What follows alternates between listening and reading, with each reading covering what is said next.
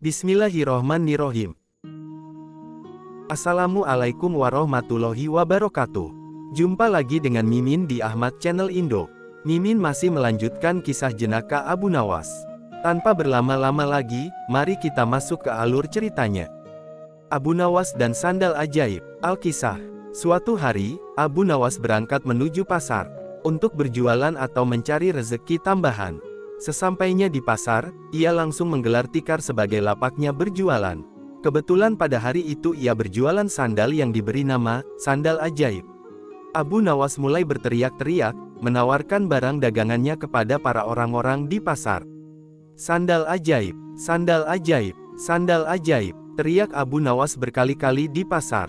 Sesaat kemudian, datang seorang pemuda menghampirinya dan melihat-lihat barang dagangannya. "Silahkan tuan, mau membeli sandal?" tanya Abu Nawas. "Ya, apakah ini sandal ajaib?" tanya pemuda itu. "Tentu saja tuan," jawab Abu Nawas. "Saya ingin mencari sandal yang bisa merubah hidupku yang miskin ini," kata pemuda itu. "Apa maksud tuan?" tanya Abu Nawas lagi. "Saya ini sudah lama hidup miskin, dan ingin sekali kaya raya. Saya ingin membeli barang yang bisa memberikan saya keberuntungan," kata pemuda itu. Sejurus kemudian, Abu Nawas menunjukkan salah satu sandal ajaibnya. Ia mengatakan bahwa sandal itu akan membuat pemiliknya dari tidak berada menjadi berada. Karena tertarik dengan kata-kata Abu Nawas, tanpa berpikir panjang, pemuda itu langsung membeli sandal ajaib yang dijual Abu Nawas. Pemuda itu langsung memakai sandal ajaib tersebut, kemudian meninggalkan Abu Nawas dan berkeliling kampung, dengan harapan semoga keberuntungan segera berpihak kepadanya. Pemuda tersebut terus-menerus berjalan, mengitari kampung-kampung, dengan menggunakan sandal ajaibnya tersebut. Namun, harapannya tidak kunjung terwujud juga. Bukannya keberuntungan yang didapat malah, si pemuda itu malah mendapat kemalangan. Ia hampir saja dihakimi warga, karena dikira pencuri, yang sedang warawiri mengintai mangsa. Hari sudah menjelang sore, dengan perasaan marah dan kecewa, ia akhirnya mencari Abu Nawas untuk meminta pertanggungjawabannya. Setelah bertanya sana-sini, akhirnya ia menemukan Abu Nawas. "Assalamualaikum," sapa pemuda itu. "Waalaikumsalam, ternyata tuan, bagaimana kabar tuan?" tanya Abu Nawas. "Kabar buruk, aku tidak merasakan keberuntungan apa-apa. Setelah memakai sandal ini, malahan hampir saja aku celaka dihajar warga kampung, gara-gara dikira pencuri, padahal engkau sudah mengatakan, jika sandal ini akan membawa keberuntungan kepada pemiliknya." "Mana buktinya?" protes si pemuda tersebut. "Seingat saya, tidak pernah saya mengatakan seperti itu tuan," sanggah Abu Nawas.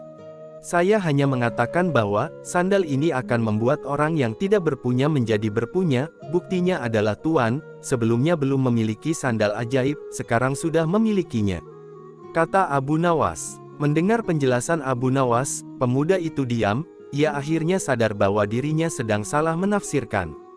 "Lalu mengapa engkau mengatakan bahwa sandal ini ajaib?" tanya pemuda itu. "Oh, jika itu memanglah namanya sandal ajaib, bukan sandalnya yang ajaib," jawab Abu Nawas. "Jangan percaya kepada barang ajaib, karena percaya pada sesuatu selain Allah Subhanahu wa Ta'ala, bisa membuat kita syirik, dan akan mendapatkan kesusahan di dunia dan akhirat kelak. Buktinya yang tuan alami hari ini, oleh karena itu, segeralah bertobat kepada Allah Subhanahu wa Ta'ala," tambah Abu Nawas. Akhirnya dengan perasaan malu, pemuda itu pergi begitu saja tanpa sepatah kata pun.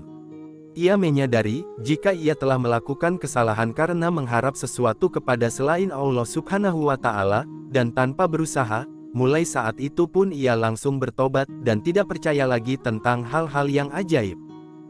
Kisah selanjutnya, yang berjudul Kasmaran. Alkisah. Secara tidak terduga, sang pangeran yang menjadi pewaris tahta jatuh sakit. Sudah banyak tabib yang didatangkan untuk memeriksa dan mengobati, tapi tidak seorang pun mampu menyembuhkannya. Akhirnya, Baginda Raja mengadakan sayembara. Sayembara boleh diikuti oleh rakyat dari semua lapisan, tidak terkecuali oleh para penduduk negeri tetangga. Sayembara yang menyediakan hadiah menggiurkan itu, dalam waktu beberapa hari berhasil menyerap sangat banyak peserta. Namun tidak satu pun dari mereka berhasil untuk mengobati penyakit sang pangeran. Akhirnya sebagai sahabat dekat Baginda Raja, Abu Nawas menawarkan diri untuk menolong atau mengobati sang putra mahkota raja itu. Baginda Raja Harun al-Rasyid menerima usul itu dengan penuh harapan yang sangat tinggi. Meski Abu Nawas bukanlah seorang tabib, Abu Nawas sadar bahwa dirinya bukanlah tabib, maka dari itu, ia tidak membawa peralatan apa-apapun.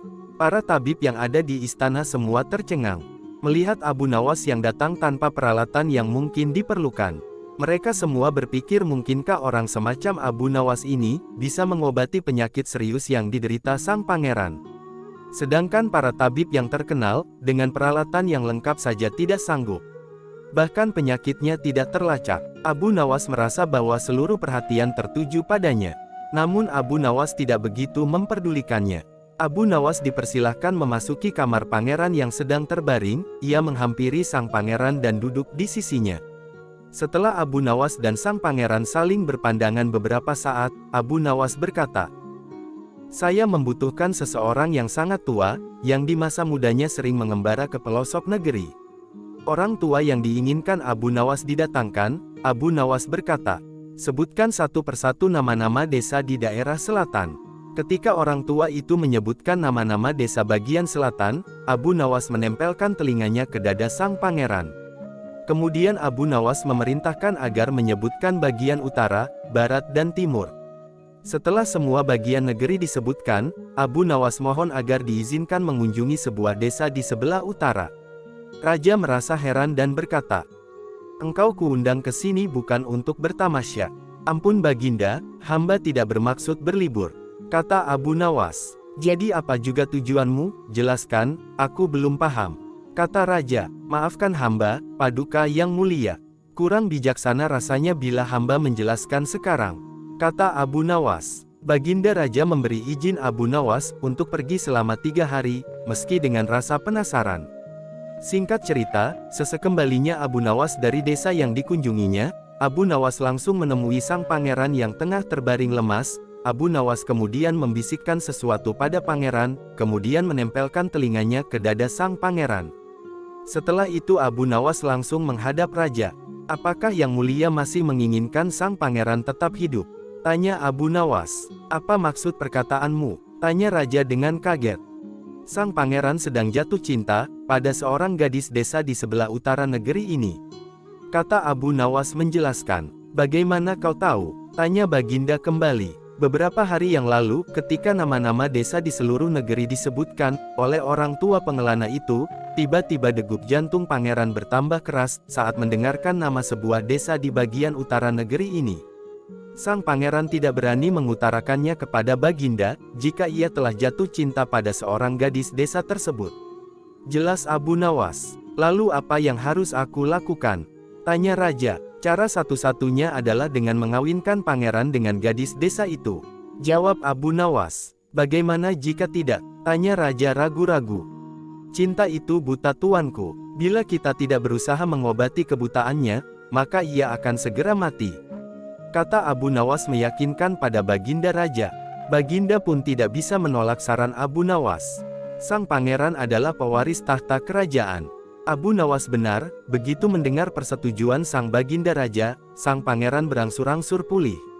Sebagai tanda terima kasih Baginda Raja, Abu Nawas diberi hadiah atas bantuannya. Abu Nawas lalu pulang dengan hati senang, karena mendapat hadiah dari sang Baginda Raja Harun al-Rasyid. Kisah selanjutnya, yang berjudul, Kehebatan Mimpi. Alkisah. Suatu hari, seorang yogis, atau ahli yoga, dan seorang pendeta bersekongkol ingin memperdaya iman Abu Nawas. Dalam sebuah pengembaraan, setelah semua rencana siap disusun, mereka berangkat menemui Abu Nawas di kediamannya. Ketika mereka datang, Abu Nawas sedang melakukan sholat 2 rakaat. Setelah dipersilahkan masuk oleh istri Abu Nawas, mereka masuk dan menunggu sambil berbincang-bincang santai. Seusai sholat, Abu Nawas menyambut mereka. Abu Nawas dan para tamunya bercakap-cakap sejenak. Mulailah mereka menyampaikan maksud dan tujuan mereka. "Wahai Abu Nawas, kami berdua sebenarnya ingin mengajak engkau untuk melakukan pengembaraan suci. Kalau engkau tidak keberatan bergabunglah bersama kami," kata ahli yoga tersebut, dengan senang hati. "Lalu kapan rencananya?" tanya Abu Nawas polos. "Besok pagi," kata pendeta. Baiklah kalau begitu kita bertemu di warung teh besok, kata Abu Nawas menyanggupi. Hari berikutnya, mereka bertemu di warung teh. Setelah semua berkumpul mereka pun mulai berangkat. Di tengah perjalanan mereka, semua orang mulai diserang rasa lapar. Akan tetapi, mereka tidak punya apa-apa untuk dimakan, dan sesuai kesepakatan sebelumnya, mereka juga tidak boleh sarapan sebelum berangkat. Karena dari awal mereka memang sudah sepakat untuk tidak membawa bekal makanan dan minuman. Maka satu-satunya cara untuk menghilangkan rasa lapar adalah dengan mencari derma. Hai Abu Nawas, bagaimana kalau engkau saja yang mengumpulkan derma, guna membeli makanan untuk kita bertiga? Karena kami akan mengadakan kebaktian, kata pendeta. Tanpa banyak bicara, Abu Nawas berangkat mencari dan mengumpulkan derma, dari rumah satu ke rumah lain. Setelah derma terkumpul, Abu Nawas membeli makanan yang cukup untuk 3 orang. Abu Nawas kembali ke pendeta dan ahli yoga tersebut, dengan membawa makanan. Karena sudah tidak sanggup menahan rasa lapar, Abu Nawas berkata, "Mari segera kita bagi makanan ini sekarang juga." "Jangan sekarang, kami sedang berpuasa," kata ahli yoga. "Tetapi aku hanya menginginkan bagianku saja, sedangkan bagian kalian terserah pada kalian," kata Abu Nawas menawarkan jalan keluar. "Aku tidak setuju. Kita harus seiring seirama dalam berbuat apapun," kata pendeta. "Betul, aku pun tidak setuju, karena waktu makanku besok pagi. Besok pagi aku baru akan berbuka," kata ahli yoga. "Bukankah aku yang engkau jadikan alat pencari derma, dan derma itu sekarang telah kutukar dengan makanan ini? Sekarang kalian tidak mengizinkan aku mengambil bagianku sendiri, padahal aku sudah sangat lapar dan lelah demi kalian, kenapa kalian tidak menghargai itu?" kata Abu Nawas mulai merasa jengkel. Namun begitu pendeta dan ahli yoga, tetap bersikeras tidak mengizinkan. Abu Nawas mengambil bagian yang menjadi haknya, meski Abu Nawas sudah terlihat sangat lapar, ditambah lelah karena disuruh mencari derma. Abu Nawas pun terus berusaha meyakinkan kawan-kawan, agar mengizinkan ia memakan bagiannya. Tetapi mereka tetap saja menolak. Abu Nawas benar-benar merasa jengkel dan marah. Namun Abu Nawas tidak memperlihatkan sedikit pun kejengkelan dan kemarahannya. "Bagaimana kalau kita mengadakan perjanjian?" kata pendeta kepada Abu Nawas. "Perjanjian apa?" tanya Abu Nawas. "Kita adakan lomba. Barang siapa di antara kita bermimpi paling indah, maka ia akan mendapat bagian yang terbanyak, yang kedua lebih sedikit, dan yang terburuk akan mendapat paling sedikit." Pendeta itu menjelaskan. Abu Nawas setuju, ia tidak memberi komentar apa-apa, ia sudah tahu, jika itu memang akal bulus yang sudah mereka rencanakan, untuk menjebaknya, dan yang jelas mereka pasti tidak akan mengakui, tentang kehebatan mimpi Abu Nawas nantinya. Oleh sebab itu, ia pun mulai memikirkan jalan keluarnya. Hari pun mulai malam, embun mulai turun ke bumi. Pendeta dan ahli yoga mengantuk dan tidur. Karena perut lapar Abu Nawas tidak bisa tidur, ia hanya berpura-pura tidur. Setelah merasa yakin kalau kawan-kawan sudah terlelap, Abu Nawas menghampiri makanan yang sudah dibeli tadi. Tanpa berpikir 2 kali, Abu Nawas langsung melahap habis, bersama makanan bagian kawan-kawan, hingga tidak tersisa sedikit pun. Setelah merasa kekenyangan Abu Nawas baru bisa tidur. Keesokan hari, mereka bangun hampir bersamaan. Ahli yoga dengan wajah berseri-seri langsung bercerita, "Tadi malam aku bermimpi memasuki sebuah taman, yang mirip sekali dengan nirvana. Aku merasakan kenikmatan, yang belum pernah kurasakan sebelumnya dalam hidup ini." Pendeta mengatakan bahwa mimpi ahli yoga benar-benar menakjubkan. Betul-betul luar biasa. Kemudian giliran pendeta menceritakan mimpinya. "Aku seolah-olah menembus ruang dan waktu, dan ternyata memang benar. Aku secara tidak sengaja berhasil menyusup ke masa silam, di mana pendiri agamaku hidup. Aku bertemu dengan beliau, dan yang lebih membahagiakan adalah aku diberkatinya." Ahli yoga juga memuji-muji kehebatan mimpi pendeta itu. Abu Nawas hanya diam, ia bahkan tidak merasa tertarik sedikit pun. Karena Abu Nawas belum juga buka mulut, pendeta dai ahli yoga mulai tidak sabar. Mereka pun menanyakan mimpi yang dialami Abu Nawas. Abu Nawas pun mulai bercerita, "Kalian tentu tahu Nabi Daud alaihi salam. Beliau adalah seorang nabi yang ahli berpuasa. Tadi malam aku bermimpi berbincang-bincang dengan beliau. Beliau menanyakan, apakah aku berpuasa atau tidak. Aku katakan aku berpuasa, karena aku memang tidak makan sejak dini hari. Kemudian beliau menyuruhku segera berbuka, karena hari sudah malam. Tentu saja aku tidak berani mengabaikan perintah beliau. Aku segera bangun dari tidur, dan langsung menghabiskan makanan itu, kata Abu Nawas tanpa perasaan bersalah sedikit pun. Sambil menahan rasa lapar yang menyayat-nyayat, pendeta dan ahli yoga saling berpandangan satu sama lain. Mau tidak mau, mereka harus mengakui kehebatan mimpi Abu Nawas, meski dengan rasa lapar yang sangat mencekam, dan perasaan menyesal yang amat sangat karena telah berani mempermainkan Abu Nawas. Abu Nawas berkata dalam hati, rasain kalian. Dah dikasih hati malah minta otak. Hahaha. Tawa Abu Nawas dalam hati.